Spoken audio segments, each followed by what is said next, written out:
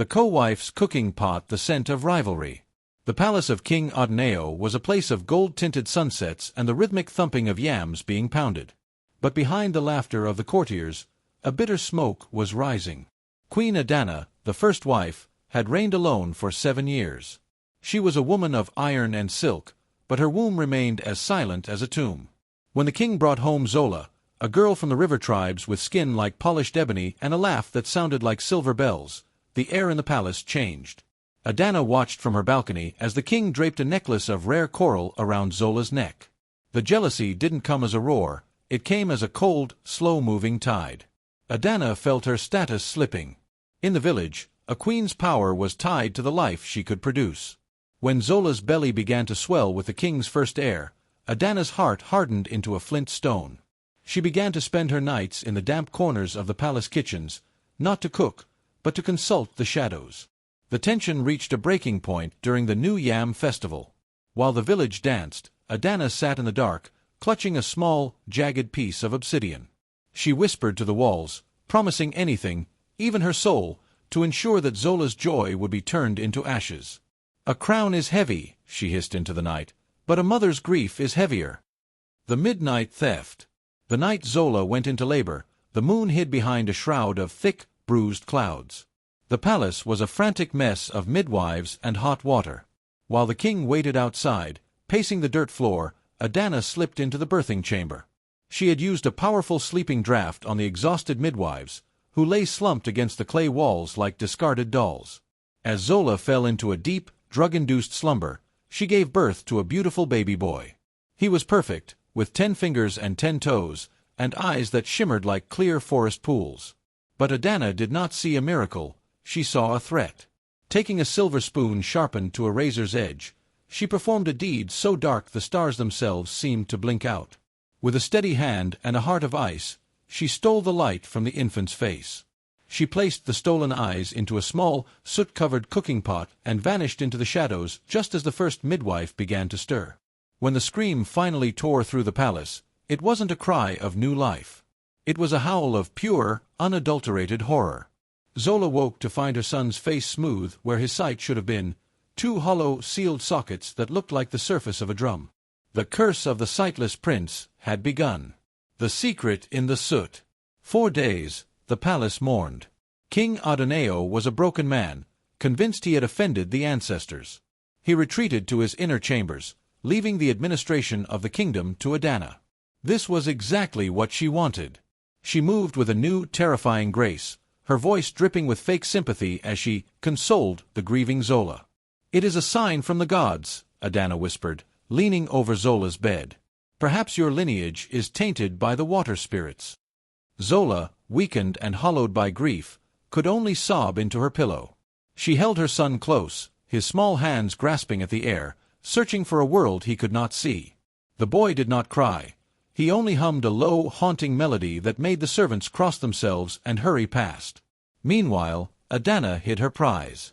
The small cooking pot was buried deep within the ash pits of the royal kitchen. Every night, she would go there under the guise of checking the fires. She would uncover the pot and feel the warmth radiating from it. The eyes did not die. They glowed with an unnatural, amber light behind the clay. As long as she possessed them, she felt she possessed the king's future. But she didn't notice that the soot on her hands was beginning to stain her skin permanently, a black mark that no amount of water could wash away. The growing silence. 5 years passed, but the village of Omuo never recovered its spirit. The prince, named Ikeen, grew in total darkness. He was a strange, quiet child who never stumbled. He walked through the palace as if guided by invisible threads, his hands constantly moving, feeling the vibration of the world around him. He knew when a storm was coming before the clouds appeared, and he knew when a person was lying by the sound of their heartbeat. The villagers whispered that Ikeen was not a boy, but a spirit sent to punish them. Mothers pulled their children away when he passed. The boy with no windows, they called him. Zola had become a ghost of her former self, her beauty withered by the constant weight of suspicion and the cruelty of the first wife. Adana, now the de facto ruler, had convinced the king that Zola was a witch who had eaten her own son's sight in the womb. One evening, Ikeen stood by the kitchen pits. He stopped, his head tilting toward the spot where Adana had buried the pot. He couldn't see, but he could hear the eyes. They were singing, a high-pitched, crystalline vibration that resonated in his very bones. Adana watched him from the shadows, her breath catching in her throat. The boy was standing right over her secret. She realized then that as long as the boy lived, her crime was in danger of breathing its way to the surface. The trial of the sun. The king's health began to fail, and the elders demanded a spiritual trial. They believed the darkness in the palace was causing the crops to wither and the cattle to die. "We must go to the village square," the head priest declared. "We will call upon the sun god to reveal the thief of the prince's light. If the mother is a witch, the earth will swallow her. If another has done this, the fire will find them." Adana panicked, but she hid it behind a mask of regal calm. She believed her magic was stronger than the village priest's. She spent the night before the trial at the cooking pot, whispering incantations to bind the eyes forever. "Stay dark, stay cold, stay hidden," she chanted, her fingers stained deep with the black ash of her lies. The morning of the trial, the entire village gathered under the great baobab tree. The heat was oppressive, the air thick with the scent of ritual herbs and fear. Zola stood on one side, trembling and dressed in rags. Adana stood on the other, draped in gold and arrogance. In the center sat Ikeen, his small face turned upward toward the sun he had never seen. The priest stepped forward, holding a bowl of sacred water and a branch of hyssop. "Let the truth be spoken," he cried, "or let the silence kill us all." The singing ash. As the priest sprinkled the sacred water, a strange sound rose from the earth, not a groan, but a rhythmic humming. Adana's heart hammered against her ribs. She looked toward the palace, where the kitchen pits lay, and felt a cold shiver. The water hitting the dust didn't soak in, it bubbled. Ikeen stood up. Though his face was smooth and sightless, he turned his head with chilling precision toward the palace. "Mother," he said, his voice carrying across the silent square. Zola reached for him, but he stepped back. "Not you, mother. The other one. The one who smells of burnt hair and old soot." Adana laughed, a shrill, brittle sound. "The boy is a changeling. He speaks riddles to protect the woman who cursed him." But the villagers were looking at Adana's hands. Despite the heat, she was wearing long, heavy sleeves, and her fingers were trembling. The humming grew louder, vibrating through the soles of everyone's feet. It was the sound of a trapped soul trying to break its cage. The pot unburied. The priest followed Ikeen's pointing finger. "Search the kitchens," he commanded the palace guards. Adana tried to block their path, screaming of sacrilege, but the king, pale and trembling, nodded his consent. The village watched in a deathly hush as the guards disappeared into the palace gates. Minutes felt like hours. Then, a guard emerged, carrying a small, blackened cooking pot. It was unremarkable, covered in layers of ancient grease and ash, yet it pulsed with a faint, rhythmic amber light. As it was brought into the sunlight of the square, the light inside grew blinding. Adana collapsed to her knees. She didn't cry for mercy, she hissed like a cornered viper. "It is nothing. A kitchen scrap." But the priest took the pot and placed it before Ikeen. The boy reached out his small, shaking hands. The moment his fingers touched the clay, the soot began to flake away, revealing carvings of forbidden shadows that Adana had etched into the walls of her heart. The price of sight. The priest cracked the lid of the pot. A sound like 1,000 birds taking flight filled the air. 2 glowing orbs of pure light rose from the ceramic depths, hovering in the dusty air of the square. The villagers fell to their faces, terrified by the raw power of the ancestors' justice. The orbs didn't return to Ikeen immediately. Instead, they circled Adana, illuminating every wrinkle of her greed and every stain of her malice. The black soot on her hands began to spread, crawling up her arms like living ink. She screamed as the darkness she had cultivated became her skin. Then, with a gentle hum, the lights settled into the hollows of Ikeen's face. The skin rippled and parted. The boy gasped, his lungs filling with the sharp air of the world. For the first time in 5 years, the prince blinked. His eyes were no longer clear forest pools. They were gold, tempered by the fire of the pot and the wisdom of the dark. The king's shame. King Adeneo looked at his son, then at his first wife, who was now a shadow of a woman, blackened by her own magic. The weight of his failure crashed down on him. He had believed the lies. He had allowed his second wife to be treated like a dog and his son to be a pariah. "Take her away," the king whispered, his voice broken. Adana did not fight.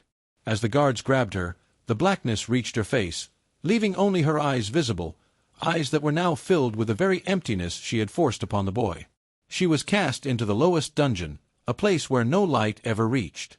But the restoration of sight did not bring immediate peace. Ikeen looked at the world and saw not just beauty, but the ugliness of human hearts. He saw the fear in the villagers' eyes and the guilt on his father's brow. He turned to Zola, who was weeping with joy, and touched her face. "You suffered in the gray," he whispered. "I will make the world bright for you again." Ikeen looked at the beautiful, vibrant world he had only just discovered. To save the village, he would have to return to the darkness. He thought of his mother's hungry neighbors and his father's aging face. "If I give the light to the roots," he asked, "will the people be fed?" The spider nodded. "The land will bloom, but you will walk in shadows once more." The sacrifice of gold. Ikeen knelt at the base of the black tree. He placed his hands on the oily roots and closed his eyes. He didn't use a silver spoon or a cooking pot. He used a prayer. He whispered the name of every person in the village who had suffered. He felt the warmth leaving his face, the golden light flowing out through his fingertips and into the earth. The black sap began to turn clear. The oily bark of the tree cracked and fell away, revealing healthy, green wood beneath. The forest groaned as the curse broke, the trees straightening their backs and the air filling with the scent of jasmine and rain. When it was over, Ikeen opened his eyes. The world was gone. The vibrant greens, the shimmering stream, the spider, all were replaced by the familiar, velvet silence of his childhood. But he didn't feel empty. He felt a deep, resonant connection to the earth beneath him. He could feel the water flowing pure again, miles away in the village well. The return of the blind prince. When Ikeen stumbled back into the village square, he was greeted not with fear, but with a roar of celebration. The well water was sweet again, and the fields had turned green overnight. But the celebration died down when the people saw the prince's face. The golden glow was gone. His eyes were once again smooth, sealed sockets. Zola ran to him, weeping, but this time her tears were not of grief. "Why?" she asked, clutching him to her chest. "The people had plenty," he whispered. "But the land was dying. Now we are all whole." The king stepped down from his throne and knelt before his son. He realized that the boy's disability was actually his greatest strength, a heart that could see what the eyes could not. He declared that Ikeen would not be known as the sightless prince, but as the guardian of the well. But in the dungeons, Adana heard the news, and her black heart began to beat with a new, desperate rhythm. The dungeon's secret. Adana was not alone in her cell. The black soot that had covered her body had hardened into a shell, making her look like a statue of obsidian. She had learned to speak to the rats and the beetles, the only creatures that didn't fear her. She whispered to them, sending them out to find the shards of the broken cooking pot. One by one, the insects brought back the pieces. They were tiny, jagged bits of clay, but they still held a trace of the dark magic. Adana used her own blood to glue the pieces back together. She wasn't trying to make a pot. She was making a weapon, a jagged shard that could cut through the spirit world. She knew Ikeen had sacrificed his sight to heal the land. She also knew that the link between him and the earth was now thin and fragile. "If I cannot have the king's favor," she hissed into the dark, "no one will have a king at all." The night of the red moon. A red moon rose over Omuo, a sign of impending blood. Ikeen felt it in the air. The vibration was jagged, like a broken tooth. He warned his father to double the guards at the dungeon, but the king was too busy celebrating the new harvest. He thought the danger had passed with the restoration of the water. In the middle of the night, Adana's cell door didn't open. She simply melted through the bars, her body now more shadow than flesh. She moved through the palace like a cold draft. She didn't go for the king, and she didn't go for Zola. She went for the great baobab tree in the square, the heart of the village's spirit. Ikeen woke up, his heart racing. He could hear the tree screaming. It wasn't a sound for ears, but a vibration in his marrow. He grabbed his walking stick and ran into the night. his feet knowing the path better than any sighted man. The final confrontation. At the base of the baobab, Adana stood, her obsidian skin gleaming under the red moon.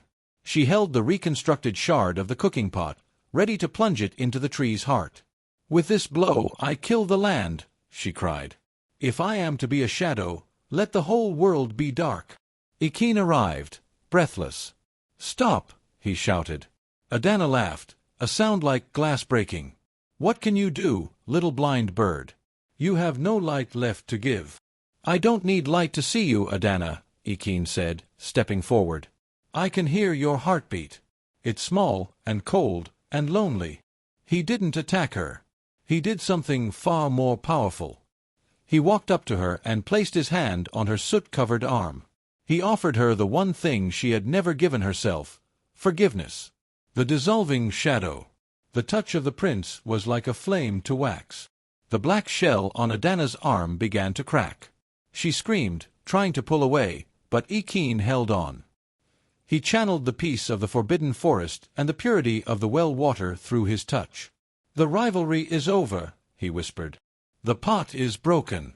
There is no queen, no servant, only the earth."